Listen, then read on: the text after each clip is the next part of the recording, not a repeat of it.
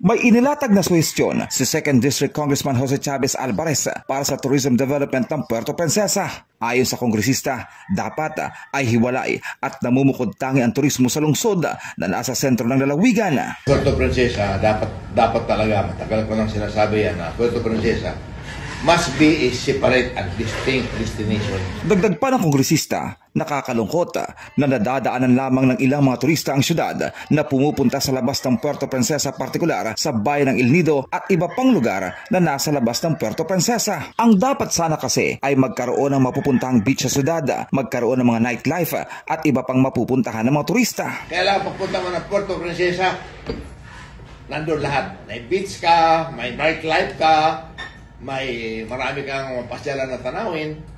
So, hindi ka na pupunta sa El Nido, hindi ka na pupunta sa Balabac. Pagka ngayon, landing ka sa Puerto, punta ka na Balabac o punta ka na El Nido. Kaugnay nito, inilatag din ng kongresista ang ilang mga accomplishment pagdating naman sa tourism development sa bayan ng Balabac, kung saan natapos na ang 3 kilometrong kalsada sa Bugsok Island, nakatakda na rin maglagay ng mga solar lights, tuloy-tuloy na rin ang pagsasaayos ng runway sa naturang bayan. 3 kilometer runway sa Bugsok, tapos na. Yun yung sa San Miguel, kaya Ramonang. Terminal na lang doon at saka power. Tight. Solar daw ilalagay meron. Sa Balabac naman, mayroon ng 900 meters na yung 2,500 meter runway sa Balabac. 900 na ang nakongkreto. So, itong taon na ito, lagyan ko sana ng 1 billion, pero pinutol hanggang 280 na lang ang naiwan.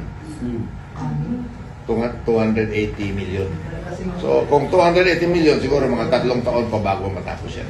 Ayon pa sa kongresista, pangarap din itong mapantayan ng Balabac ang bilang ng mga turistang pumapasyal sa bayang El Nido. Kung 2 million ang turista sa El Nido, 2 million din ang Balabac. Balanse na siya. Samantala, inaasahan din ni Congressman GCA na sa mga susunod na panahon ay aabot sa 5 milyong turista kada taon ang papasyal sa lalawigan, bagay na magbibigay ng malaking tulong sa kabuhayan ng bawat Palawenyo.